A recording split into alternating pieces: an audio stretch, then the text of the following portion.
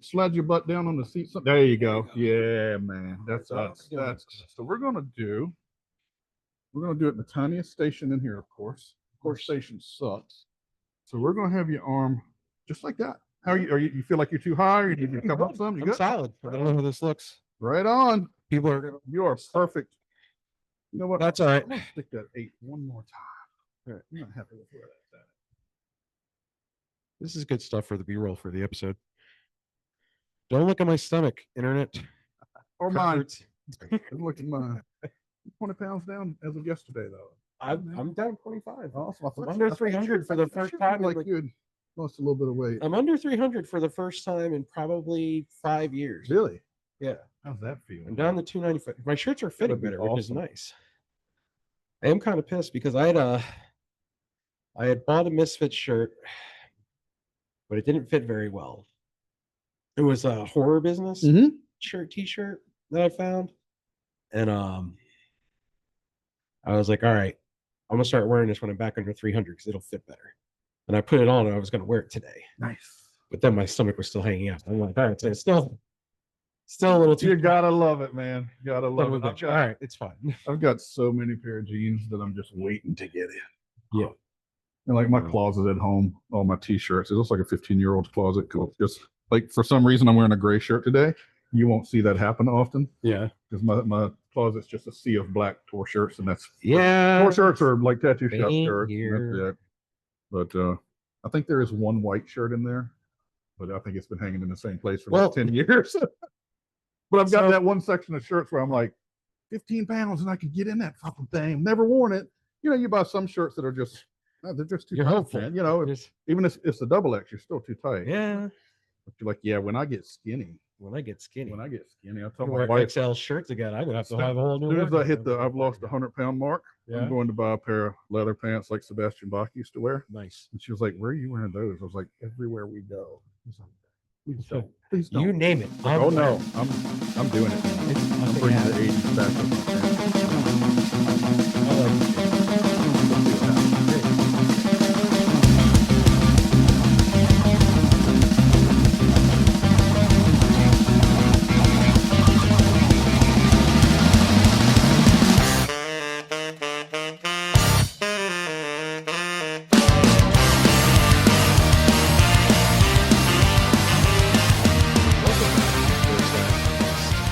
On location this time. The first on location episode that we're doing.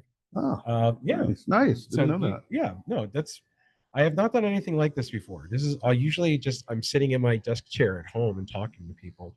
So you're not in your underwear on this one? Is what No, you're not saying? Okay. this one. Good deal. I'm just Winnie the Poohing it usually when I do these things. But I'm here at 138 Tattoo Studio in Piercing, in good old Gloucester Point, Virginia. And it's a very special episode. And we'll get into that in a moment. But first, let's do the socials. Obviously, we're on Facebook, Instagram, and TikTok. First, Last, and Best Podcast. You can check out all my vinyl collection over on Instagram, our song of the day over on Facebook, and then some random shit on TikTok. Though, honestly, I'm thinking about getting rid of it because it's kind of a pain in the ass and nobody really follows on that one. I get more traffic on Instagram and Facebook. So maybe fuck TikTok. Yeah. Yeah, fuck TikTok. Fuck TikTok. James says fuck We TikTok. can put that under your skull here if you want. Okay. Yeah, let's do that. No, I'm just kidding. So on with the show. Oh, yeah. Also, we're streaming on YouTube over on Spotify and on Apple Podcast. And I'm going to trip up my words every now and again, just for the sole fact that I'm laying down. And for those of you watching on YouTube or seeing our reels on Instagram and Facebook, because most likely fuck TikTok, you'll notice that I'm laying down and I'm currently getting a tattoo. Because why not? I guess I might do this more often. We'll just pick a band that we're going to talk about. I would love to do that. Do tattoos because I want to get the rosary next. Oh, cool. Next cool. Yeah. So we'll do that next time, whenever that will be. You could do a descendant skull on you or something like that. Oh, that would be fucking dope. Sorry, I'm getting distracted by thoughts of tattoos here. But I am here at 138 Tattoo and Piercing with easily my favorite artist of all time and my favorite tattoo studio. Awesome. Here is James Jarvis, owner and operator of 138 Tattoo and Piercing. James, welcome to First, Last, and Thank Best. you. Happy to be here. So, 138 obviously is a nod to the Misfits. Absolutely. So, we are going to talk about the Misfits today. Why did you decide to name the shop 138? Well, I got turned on to the Misfits in high school, and I did not come from a punk background whatsoever. I'm getting ready for some of your people to laugh when they hear this. I came from metal, but I came from maybe a little toward the hair metal side of things. Yeah, there's nothing wrong with that. But I got turned on from a good friend of mine, and man, I don't know, I loved them instantly. There was something about them. It was different. It was fun. That's the biggest thing. It was fun. 100%. It was very fun. And then years later, once I was a tattooer, I worked with this guy who became a really, really good friend of mine. He apprenticed at our shop, Brian Bruno. I don't know if you ever knew Brian. I don't. He's from Gloucester. He about a year ago. He passed away about a year ago. But a great guy, young guy. He passed away at 47. But wonderful dude. And he was very much from a punk background. Punk, hardcore, stuff like that. And his whole friend group was who I instantly just clicked with this whole group of dudes. And they were way younger than me, and but we bonded through music, as most of us always do.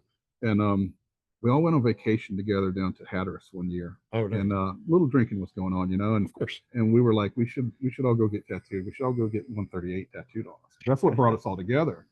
And we didn't do it, but when we got back from that trip, we all came to the shop together, and Brian and I tattooed the whole clique. We all got 138s on our ankle.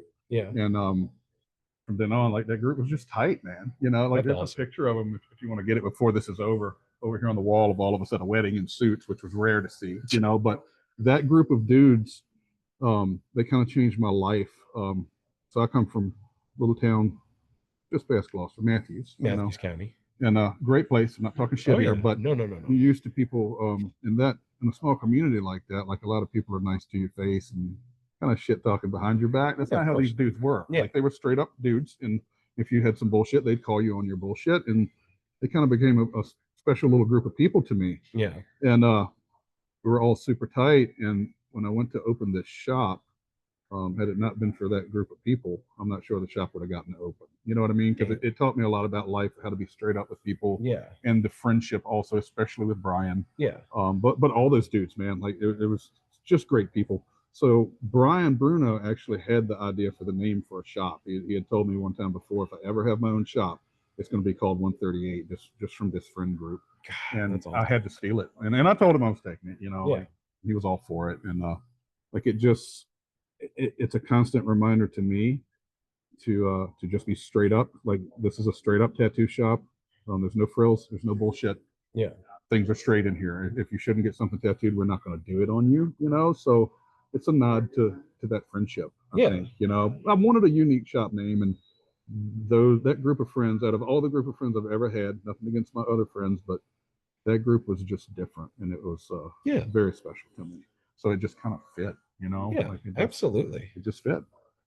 That's so cool. Yeah, man. I know you've told me that story before, but that's besides. It was all Brian, really. Like, he talked us all into getting those tattoos, and we wouldn't do them on anybody else. Like, if you weren't in that clique, you weren't getting that tattoo. You could get a 138, but you're not getting that one. And just always been really special to me. That group of dudes changed my life for the better, for sure.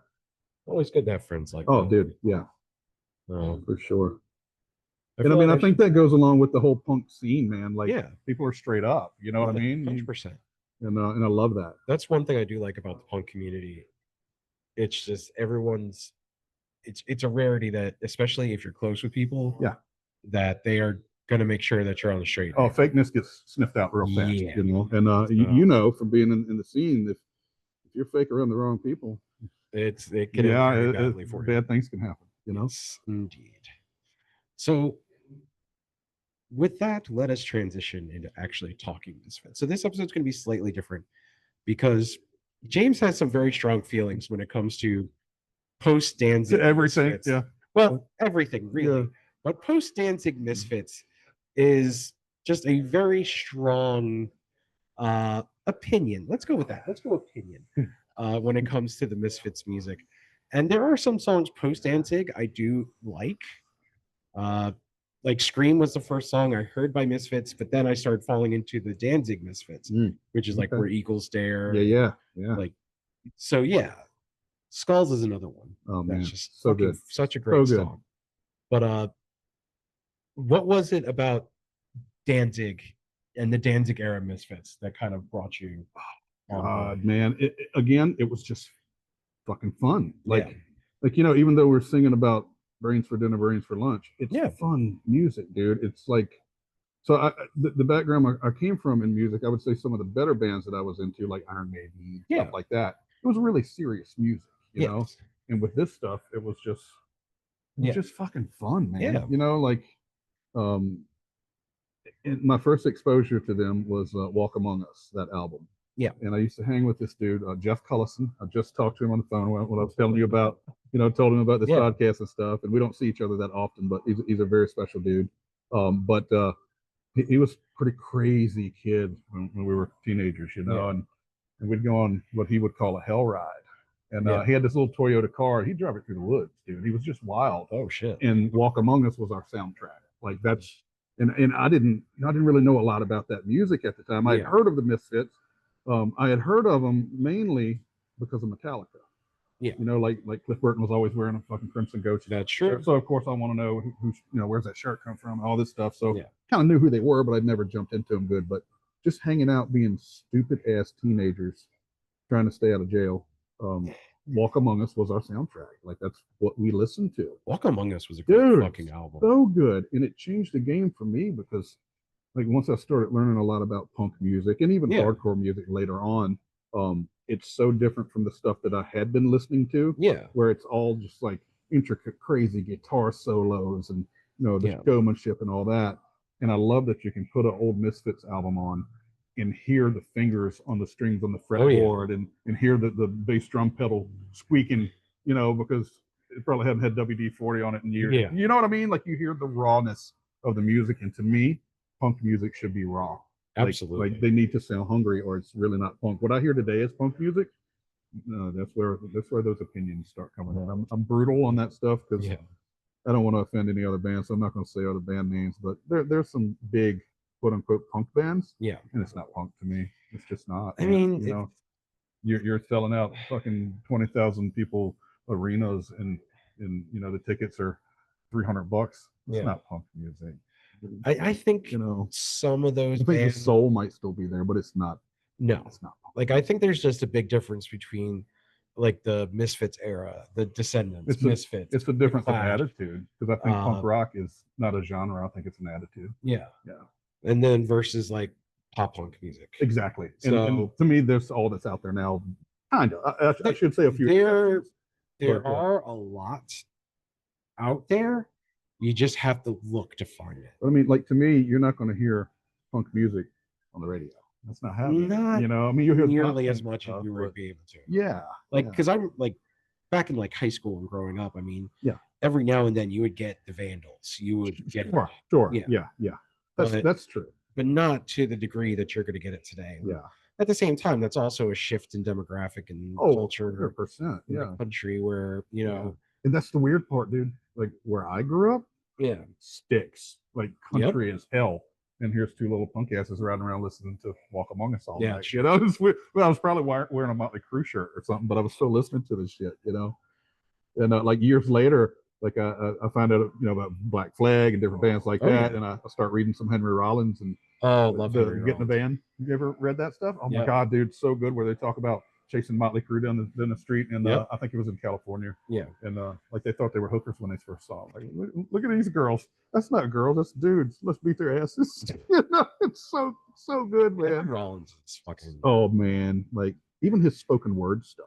Oh yeah. Oh good. So good. And Black Flag's still around. It's not. It's not Black Flag anymore. It's not like the old lineup, but still. And because it can't be. No, you can't redo that. Like no. Which will lead us into the Misfits talk here when we get into the opinions later. Yeah. You can only have magic once. Like I don't think we can recreate it. It's hard to recreate the magic of an original lineup. It's 100%. Like I think Metallica is one of the few bands that was able to do it. Like after Cliff died and pulling in Jason Newsted. They did, but and nothing against Newsted. He's a great bass player, man. But he's not Cliff. But he's not Cliff, and the band completely changed. Yes. I mean, to me, after Injustice for All, that Yep. band was different. And from what I've read, Cliff laid down the bass tracks for that album. Yeah. But I know Newsted toured for it, Yeah. because Cliff had passed away. But the band was still great. I saw them on that tour a couple times. But after that tour, different band to me. That's Like true. just completely different band, more commercialized. Which Yeah. I guess that's part of your goal, is to I be mean, successful growing financially. and Yeah, of course. especially growing fan base and everything else. I mean, you got to play the larger arena. Yeah, and I remember seeing I think it was that VH1 Behind the Music show they used to do. Yeah. And Metallica was on there, and a lot of people accused Metallica of selling out years ago when they first did that video. Yeah. I don't know if you remember it, but Newsted was being interviewed on that show, and the interviewer asked him, how do you feel about people saying Metallica has sold out? He said, I think it's true. We do sell out every fucking time we play it. We sell out every time. So, Yeah.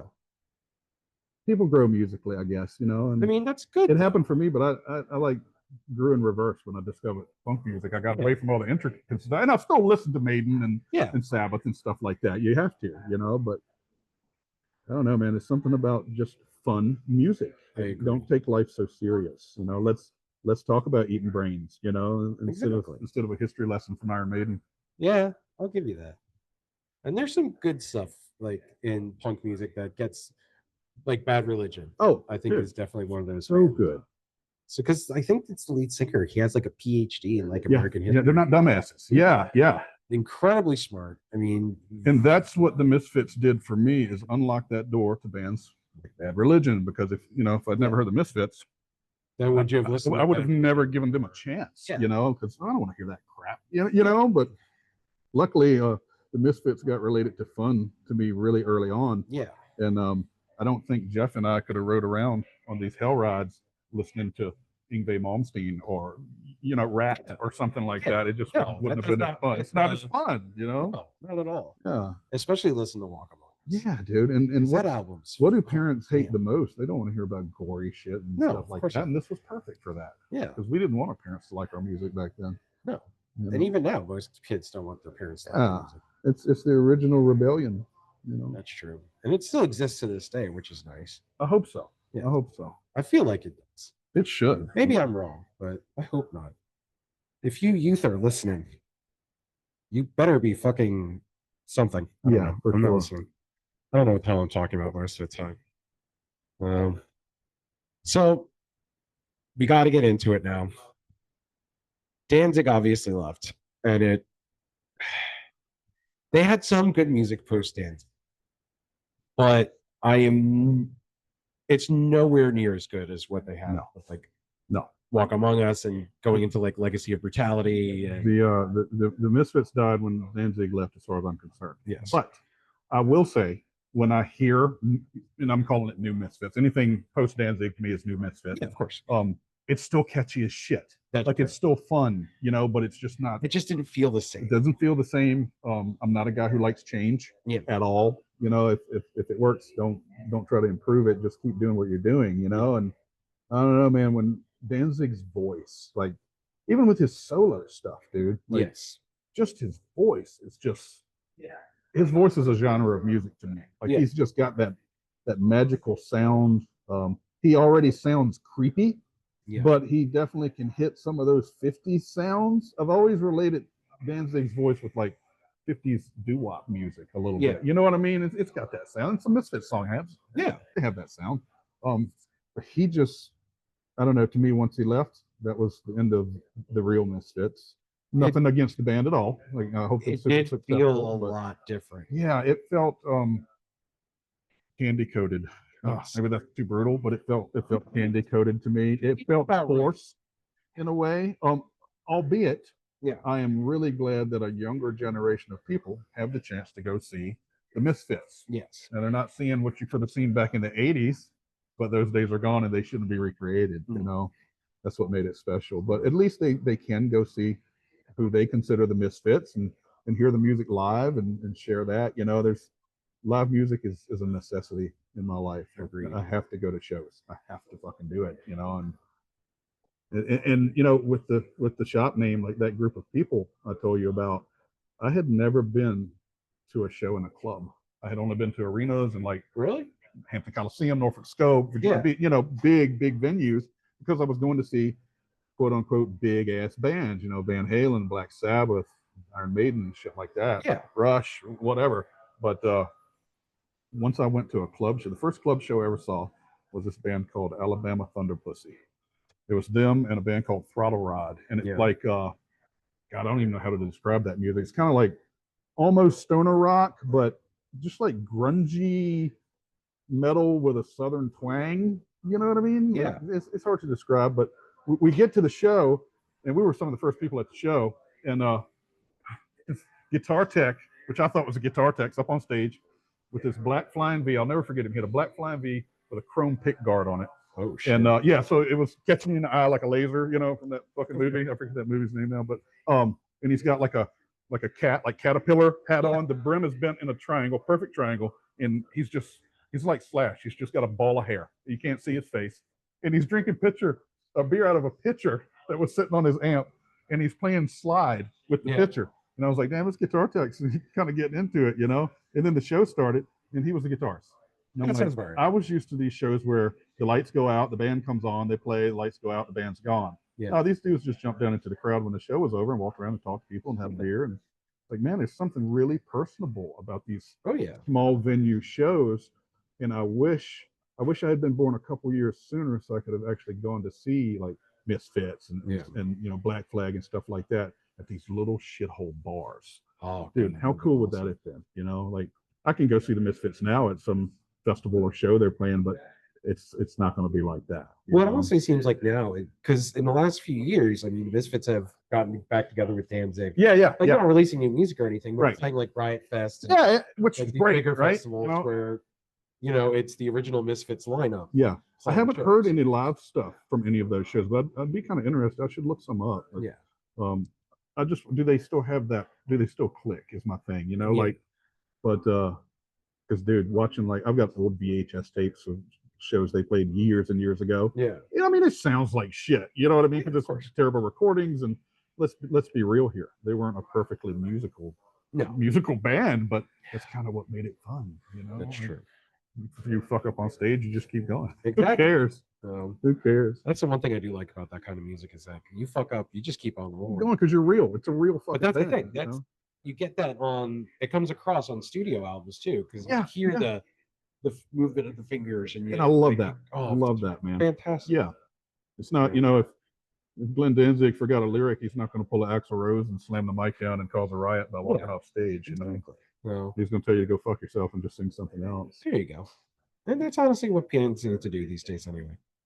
So, but how about let's just talk for a second about Sure. Danzig getting knocked out in that fucking video. You ever seen that? I don't think I do. Oh my god, man! The dude cleaned his clock. I don't remember who the guy was, if he was a security guy or something at a show, but Danzig's a little dude, like he's like me, he's short, and he just ran his mouth to the wrong person, and that dude knocked him. Dude, oh god. And even being a huge Danzig fan, I was like, yeah, you kind of had that coming, yeah. I mean, he's a mouthpiece, and that kind of goes with what he is, Yeah, of course.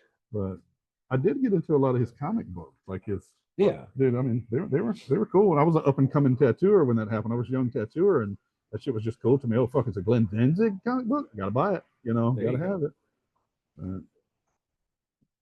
Those album covers though. Yeah. The Misfits album covers. Oh yeah. Good stuff. I'm an album art kind of guy. That's what got me. That's what made me a tattooer. It was Yeah. album covers, Iron Maiden album covers, and Kiss album covers, and Misfits album covers. That was something I felt they lost. Totally. Because if you look at like the difference between like Legacy of Brutality and Earth AD, Walk Among Us, that is some pretty iconic album. 100%. Yeah. But then you get the Famous Monsters, and it's just like kind of got boring. Cartoony. Yeah. A little.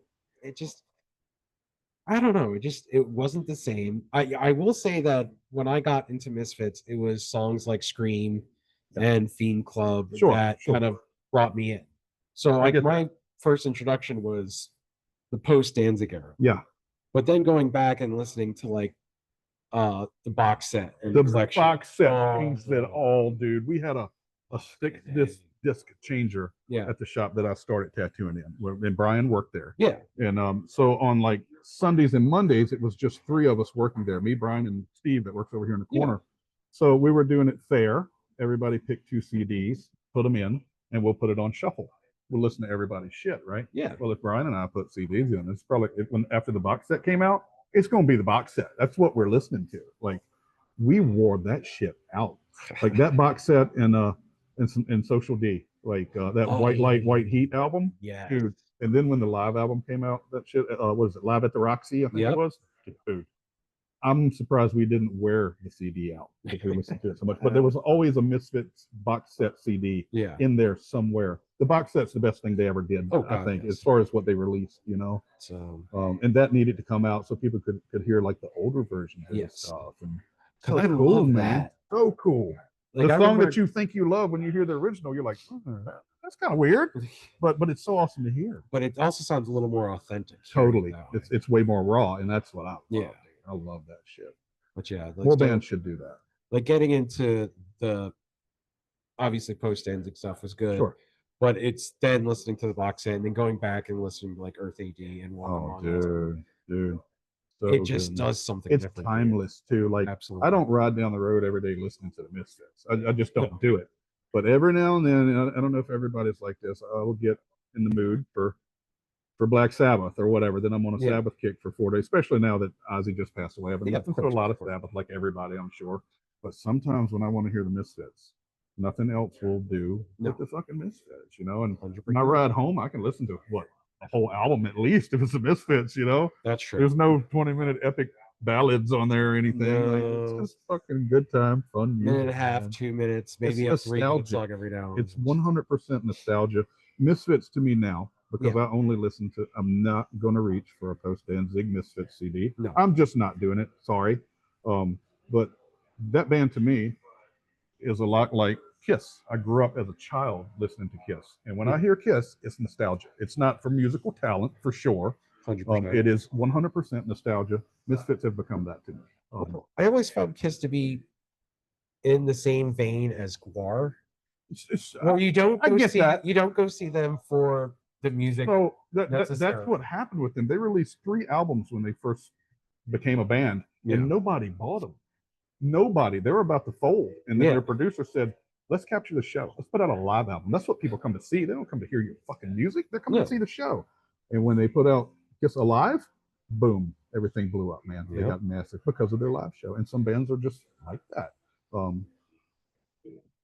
As weird as it sounds to bring this band up into this genre, I got forced to go see Slipknot. Oh shit! Did not want to see them because I related them to like Limp Bizkit, and I'm not into that rap rock stuff at all. And after seeing them live, what a hell of a band, dude! They really are. Their show, insanely musically. It is a Kiss show, just harder. Yeah, you know, it's a circus, man. It's a spectacle. Everybody, whether you hate them or not, should go see them live at least once. You know, they are pretty amazing. It's like Elton John. Go see him once. Just definitely go see him. I took my wife to see him once and was blown away. It was amazing, amazing live. And I'm not a huge. I mean, I appreciate him. He's a great musician, but I wouldn't say I'm an Elton John fan. But go see him live. You might be one. You know. Well, that's what I kind of grew up on. I grew up on like Springsteen, and I grew up on. I didn't appreciate that shit when I was young. I wanted to hear this, you know. But now I can listen to Springsteen and go, "Damn, that's good shit, man." I'm talking about like when I was a little kid. Oh yeah, because that was what my mom and dad's record collection was. Right. It was the Beatles. It was Springsteen. It was Billy Joel. It was nice. So like I was able to grow up on some pretty classic stuff. Yeah.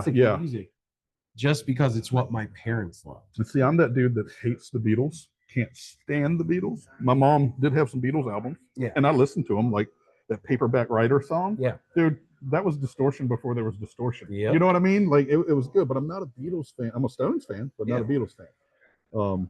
But I tend to like all these bands that would not have been a band had it not been for the Beatles or the Stones. That's true. Which is a completely different thing from what we're talking about, you know. But I mean, I'm gonna run down rabbit holes on this shit. And I mean, like if you had to, so Beatles and Stones, that's your 2 main rock and roll bands, right? So I mean, I think you could do the same thing for punk music. Yeah. Like Misfits, maybe your Stones. Well, it's like it's like East Coast, West Coast. Yeah. Like you got. Well, let me take that back. Let me back that up just a slight bit. East Coast, West Coast, UK. Yeah. Because East Coast, you had like Talking Heads. You had the Ramones. You had bands like that. West Coast is more of like your Social Distortion. Sure.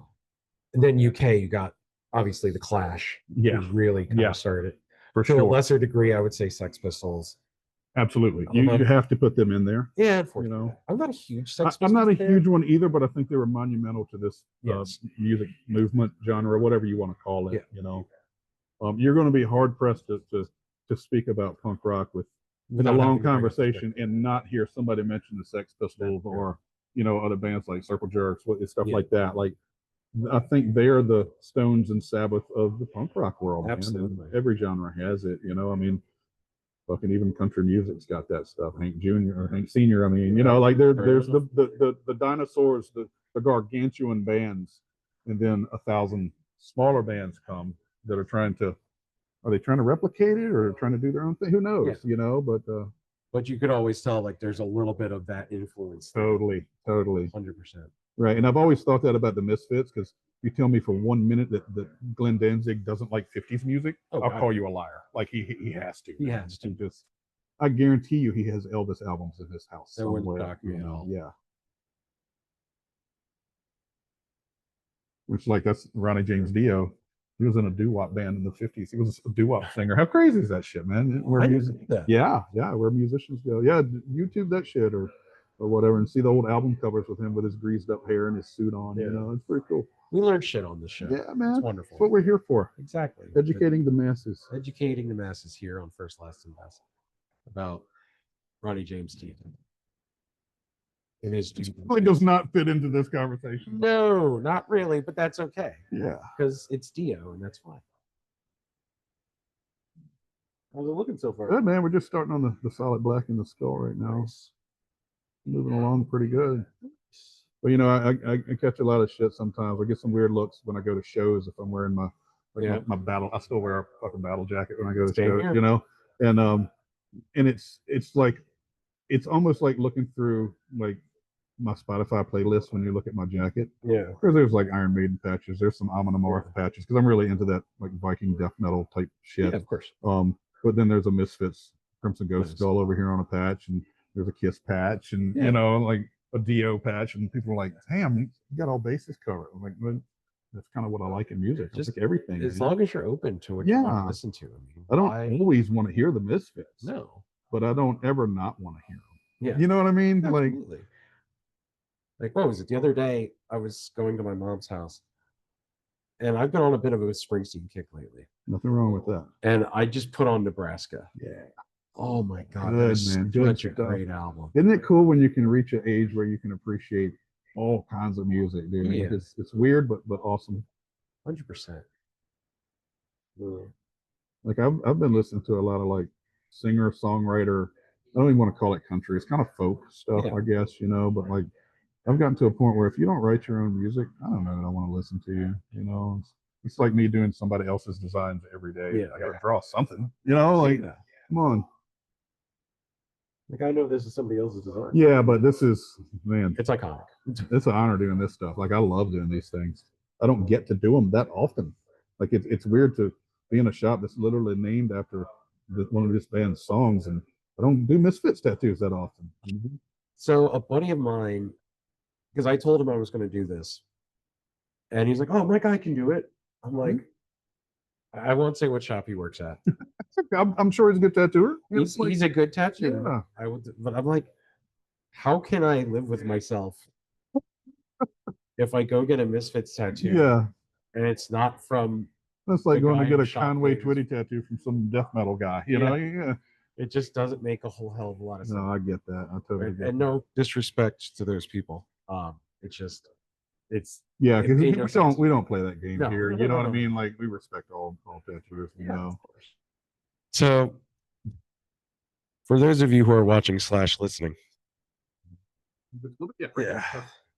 my laptop died, and this is the problem with going on location somewhere. Is sometimes my laptop battery does not decide to listen. It'd be happening. Son of a bitch. So, Yeah. we were talking about our favorite albums, and most likely that's where we were when this whole thing died and screwed everything up. But that's okay, because I can fix some of that in post, and that's how things go here on First, Last, and Best. So go team. That was great. So obviously we talked about Walk Among Us. We talked about Legacy of Brutality. You know what? Let's move into top three. Let's move into our top three favorite songs. What is songs, not albums, which makes it a hell of a lot harder. Yes. I can put them in order, but That's fine. I can probably give you three. If you can give me three, I will just make sure that I specify when this is posted online that this is in no specific order. So I would almost say my top one. I'm not going to put that in writing, but Let's hold on to that until we actually get to one. okay. So let's do number 3 first, or whatever random song you feel like telling me. Hybrid Moments. just Very good song. Oh, it's so good. I don't know. That's a song I just always want to hear. That. I can understand. I'm a playlist kind of dude, right? Yeah. If I'm putting a Misfit song on a playlist, that song. Hybrid Moments. So for good. sure. I was gonna say I have 2 different playlists that I have like Misfit songs on. One is like an old school punk rock, Yeah. like Bad Religion, Misfits, Op Ivy, Yeah. No Effects, Descendants, and then my Halloween mix, where it's like Misfits, it's AFI, it's Ice Nine Kills, Alkaline Trio. Oh man, you're bringing Yes. old memories back now. Oh man, I love the trio. We're getting off topic here. Yeah, of course, but that's fine. But I remember Brian Bruno and one of our other friends that was in the 138 clique. Yeah. He calls me. This was probably like 97. Yeah. 98, 99, somewhere in that area. Yeah. Whenever Black Sails in the Sunset came out, AFI, Oh, good. so he called me and he was like, dude, this was like midnight. He calls me. He's like, you still up? I was like, I am now. Yeah, what's up? He said, we're coming over. I was like, why?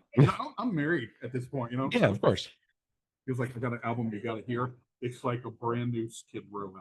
And I was like, no, I want to hear new Skid Row. They're gone. He's like, no, you're going to love this. It's an AFI album, but it's a Skid Row album.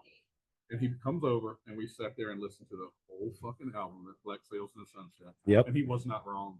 Like, it felt like that to me. And it's just a great fucking album, dude. I have that on vinyl. So good, man. So to me, it's their best album. But I bought all. I might have to agree with you. I couldn't get into the rest of it like I did. Yeah. Black Sails.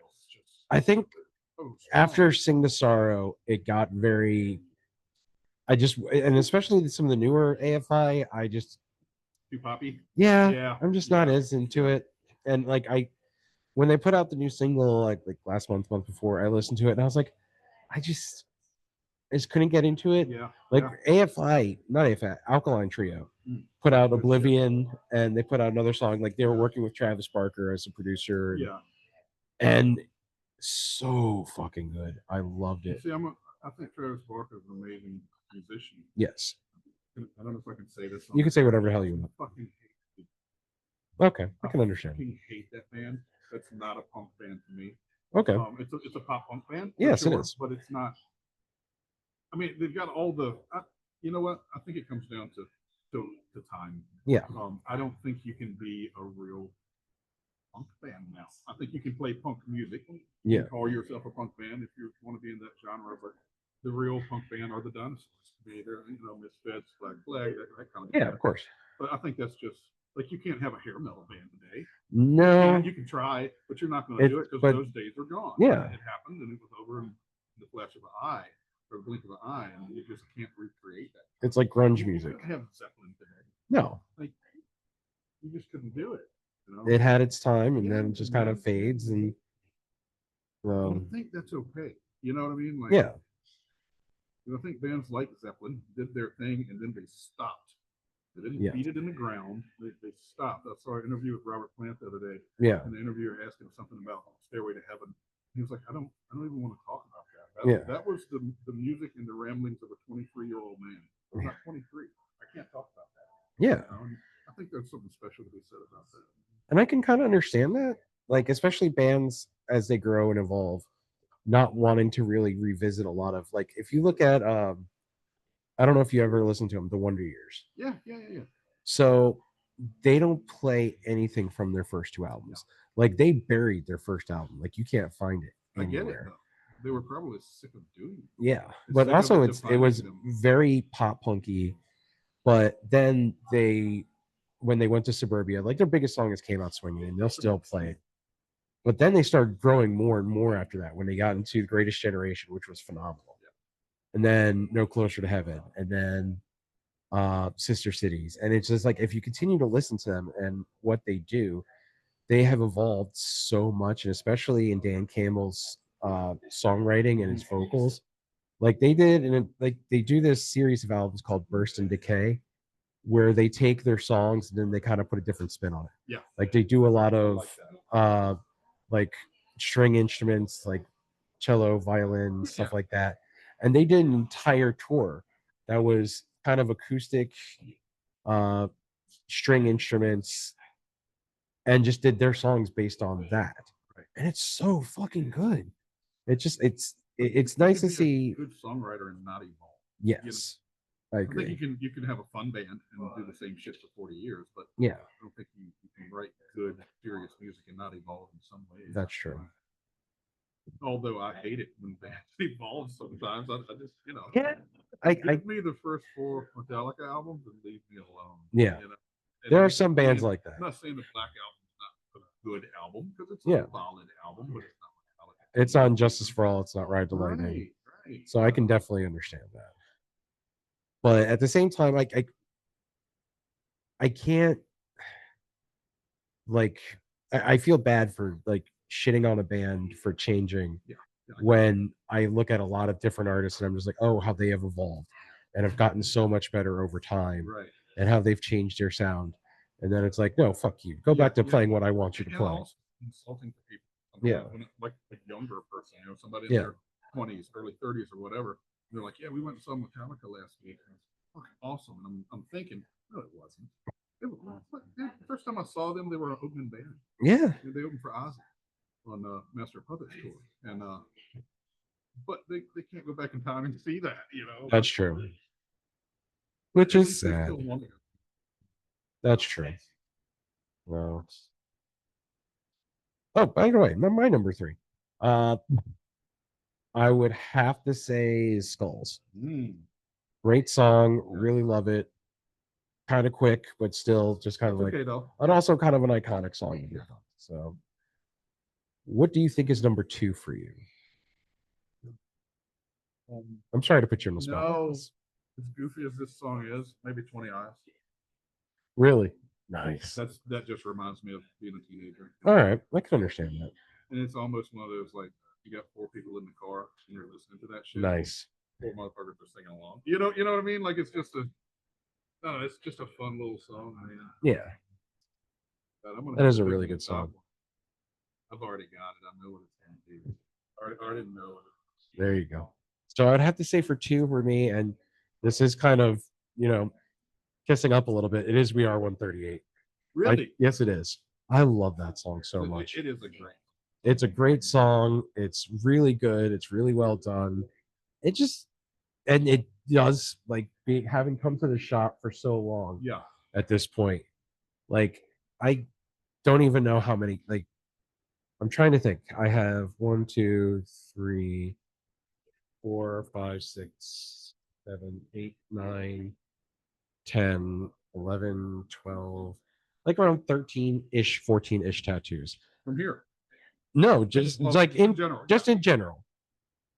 I think all but like 1 or 2, the one on my right leg and the one on my chest are the only ones I did not get here. Yeah.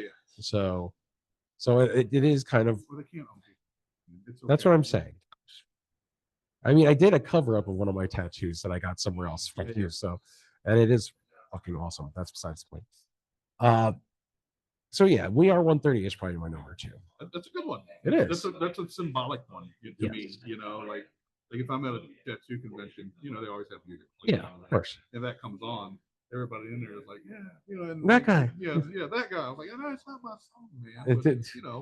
thank you. I do appreciate it. Yeah. Thank you for the nod. So what would you say your It's probably gonna be Last Caress. Oh, And that's probably only because of the Metallica cover of it too. okay. I'm big on covers. I love hearing bands do covers. But I heard that song. I think I heard it before I heard the Metallica version of it. Because my Yeah. buddy Jeff was turning me on to a lot of Misfits stuff. Okay. But when I heard them do it, when I heard Metallica do it, I was like, oh, that's a really amazing song. Yeah. You know what I mean? It's the song you didn't want your mom to hear. Yeah, of You know what I'm course. saying? Like, there's a lot of those songs, you know, like some Sabbath songs, whatever, talk Yeah. about some crazy Satan stuff or whatever. But hearing shit about killing somebody's mother, like that's the song you got. Yeah. It's not a song you got to hide from your parents. That's what you should be listening to. It's probably a good like, song. You're doing shit right. Yeah. Yeah, That is a really I'd good fucking probably song. have to say that. Like, Nice. Again, like you said, it's a short one, but it's Still, yeah, it's fucking good. so good, so good. But but- there's if yeah. you ask me the same questions tomorrow, It could be I something might say completely fucking It different. depends on the All day. right.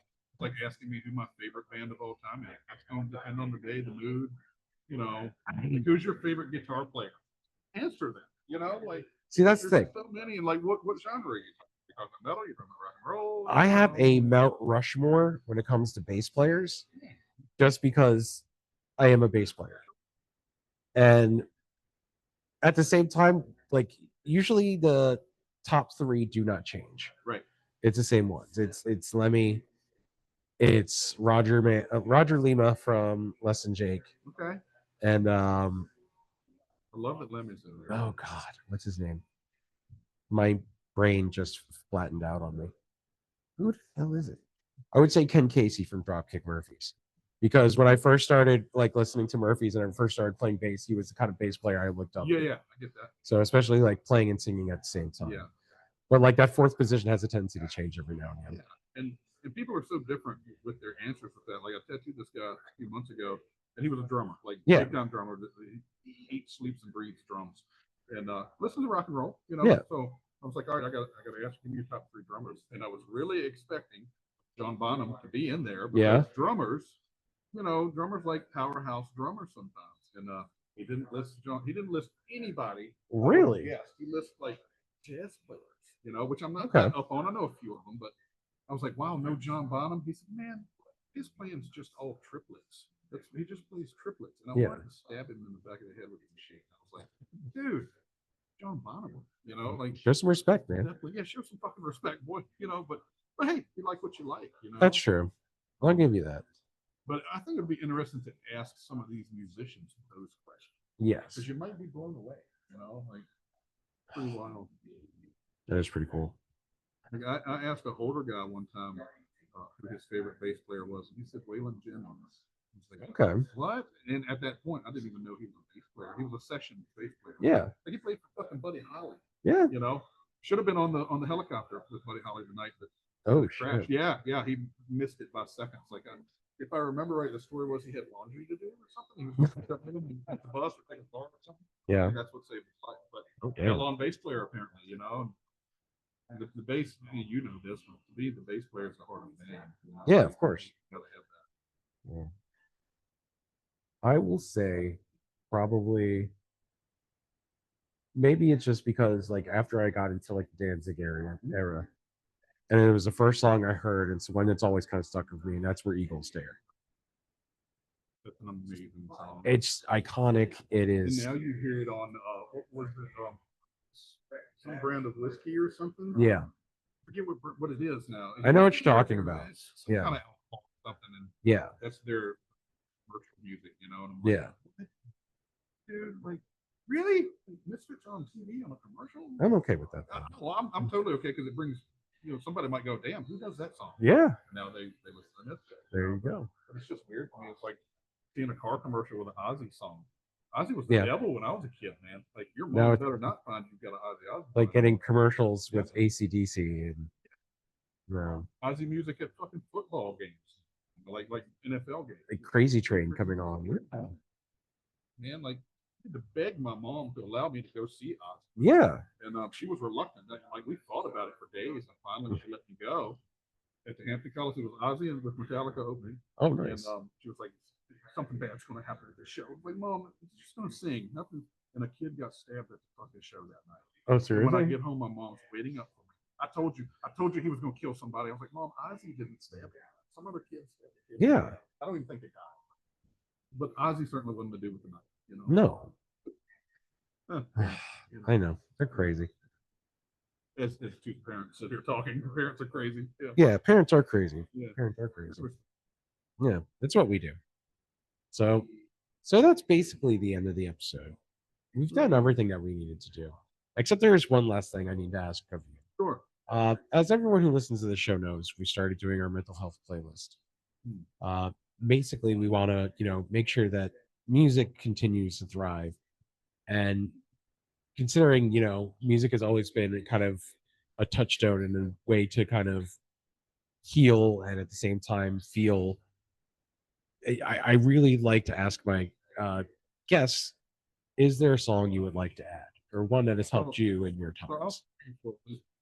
Okay, I'm okay with that. As morbid as this sounds, I have a funeral, right? Yeah. Like songs that I want played at my funeral. Nothing wrong with that. And it's kind of weird. Some people think it's pretty weird, but it's a weird mix of songs I have. Okay. Like I'm gonna freak them out with a little bit of Maiden, and but there's a Pink Floyd song. Yeah. That to me is possibly, everybody's gonna disagree with this, but possibly the best song ever written to me. Okay. And it's "Wish You Were Here." Oh. And dude, when I hear that song, okay. to me, there's so many emotions in that song. Yeah. Like automatically think of losing somebody, and I lost somebody to suicide. Yeah. Back in 2010 or 11. Yeah. And that song floors me every single time I hear it. Yeah. And it was a struggle, like a massive struggle. I almost stopped tattooing. Like it was a really, really fucked up time in my life. Damn. Came through it on the other side. Everything's great. Yeah. But I'm not going to say that song got me through it. But whenever I hear that song, it tends to get me through it. Yeah. You know what I mean? Yeah. And I think it's just I need to make myself aware that the time I have right now with you, tattooing you right now, is the most important time I've ever spent with you, because I may never see you again after this. You know what I mean? Like that's not kind of to sad. get- Yeah. not trying to get like. No, that's the thing. When we talk weird about or mental whatever. health, it's And with I think that goes along with mental health, because I don't know what you're going through No. right now. You know what I mean? Like you're a dad, just like I'm a dad. Your kid's young, but yeah. like who knows what you're going through right now? Sure. And shit piles up sometimes, and people don't know how to cope, how to handle things, and drastic things happen. And I don't know, it's goofy and stupid as it sounds. Cherish what moments you have with each other. You know, like tomorrow's not guaranteed. 100% agree. But yeah, that song does it for me, man, for some reason. And I know Pink Floyd's way off the Misfits, way off the map. You know, It is, but that's okay. There's nothing like wrong I with it. can't think of anything. Like if we were going to say Misfits songs to that, Yeah. I can't put that in there. No. Because Misfits are all about fun to me. Yes. It's not about anger. It's not about angst. It's fucking fun music. And thank you for giving us that, because we needed it. You know? 100%. So that's going to be it for this episode. We'll be back next week. I'm looking at one of these cameras. Yes, next week, where my wife will finally be making her long-awaited debut on First, Last, and Best. As long as we can record. We'll see what happens. So we'll see you next week. I'll be posting pictures of the finished product here on social media as we continue onward in getting this kick-ass Misfits tattoo. We'll see you next time.